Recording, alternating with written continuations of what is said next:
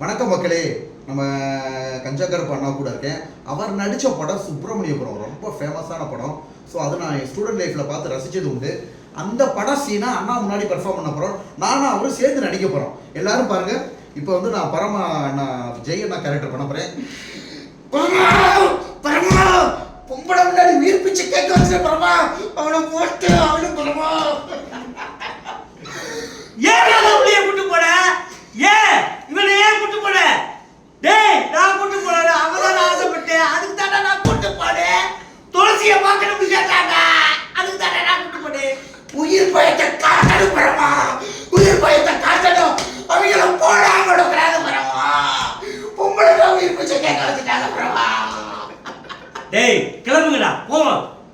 காசி ஆயுதத்தை ரெடி பண்ற பாப்போம். அப்புறம் சூப்பர்